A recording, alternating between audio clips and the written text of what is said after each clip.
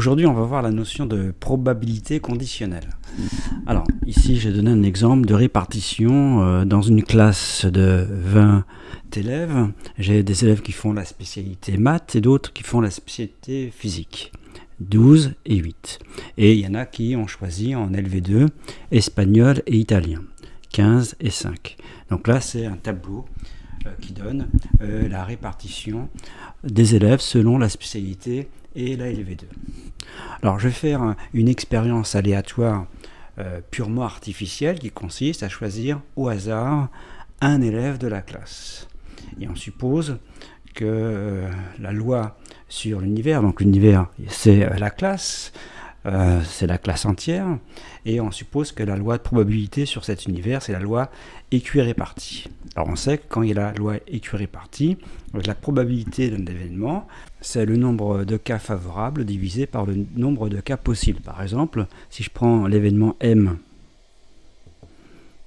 l'élève a choisi la spécialité maths, alors je devrais peut-être le noter autrement, je mets la même lettre, et la probabilité de cet événement, eh bien c'est 12 sur 20. Donc la probabilité de M, c'est 12 sur 20. Bon, de la même façon, je pourrais prendre n'importe quel autre événement. Par exemple, l'élève a choisi la LV2 espagnol. Alors maintenant, je me pose la question suivante.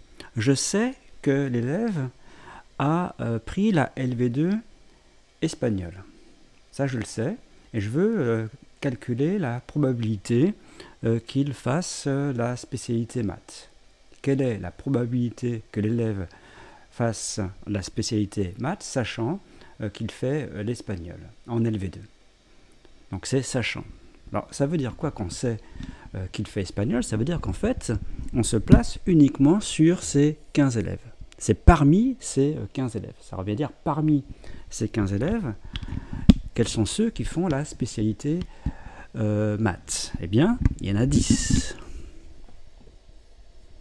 Donc je ne me place plus dans l'univers ici initial qui était l'ensemble de la classe.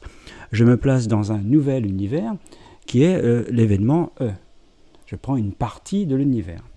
Et dans ce cas-là, la probabilité toujours que l'élève fasse la spécialité maths,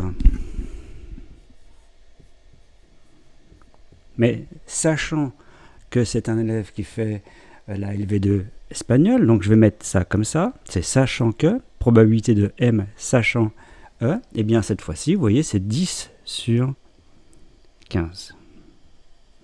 Et bien cette probabilité s'appelle la probabilité de M sachant E. C'est une probabilité conditionnelle. C'est-à-dire qu'en fait, quand on fait un calcul de probabilité conditionnelle, eh bien c'est un simple changement d'univers. On se place dans un autre univers et on calcule cette probabilité dans cet univers. Alors je vais faire un petit diagramme pour illustrer. Alors voici le petit diagramme. Ici j'ai représenté l'univers ici en noir, l'événement M en bleu, l'événement E en rouge. Quand on calcule la probabilité de l'événement M, eh bien on se place dans l'univers. Donc en fait, ça revient à chercher, ici comme il y a équirépartition, la loi c'est la loi équirépartie, c'est la proportion dans oméga d'élèves qui font maths. Maintenant, dans la probabilité conditionnelle, eh bien on se place dans E. C'est-à-dire que l'univers c'est plus oméga, c'est E, c'est seulement E. Donc c'est ça l'univers. Et comme c'est ça l'univers, on cherche dans cet univers ceux qui font maths. Donc ce qui nous intéresse, c'est uniquement cette partie-là. Et pareil, on cherche donc en quelque sorte la proportion ici d'élèves qui font maths parmi ceux qui font ici l'espagnol. Donc ça, c'est ce qu'on appelle une probabilité conditionnelle. Probabilité de M sachant E.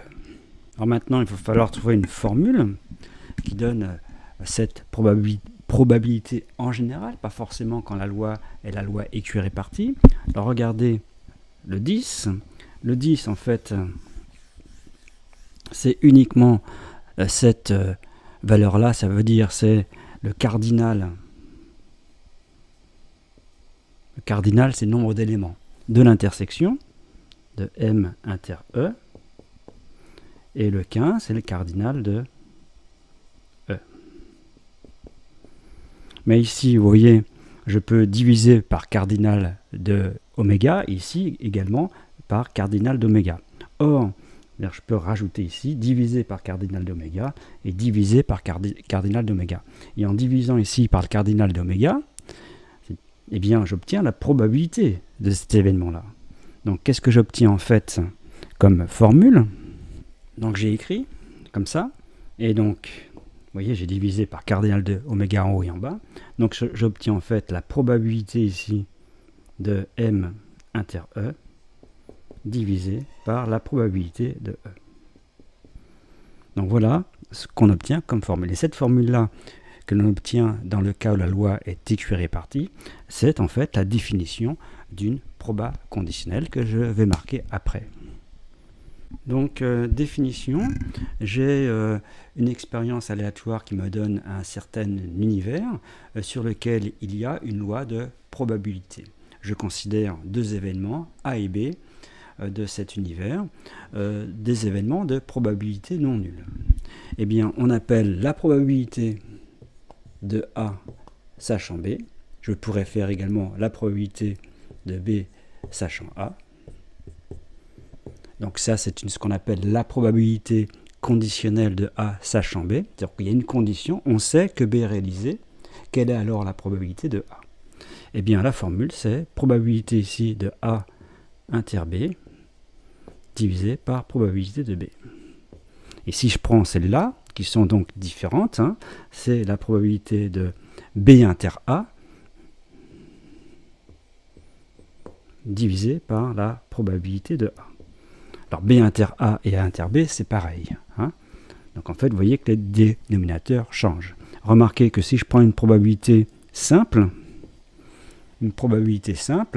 c'est comme si je mettais probabilité de A sachant oméga. On pourrait marquer comme ça. Parce que ça fait probabilité de A inter oméga, c'est-à-dire A, divisé par la probabilité de oméga, c'est-à-dire 1. Bon, ça c'est une parenthèse. Donc, définition. Vous prenez l'une ou l'autre, ça revient strictement au même.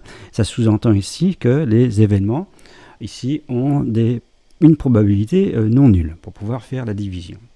Et remarquez que une probabilité conditionnelle, ça veut dire qu'il y a un changement d'univers.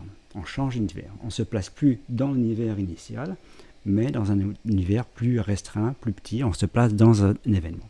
Le petit diagramme de tout à l'heure montre bien la situation.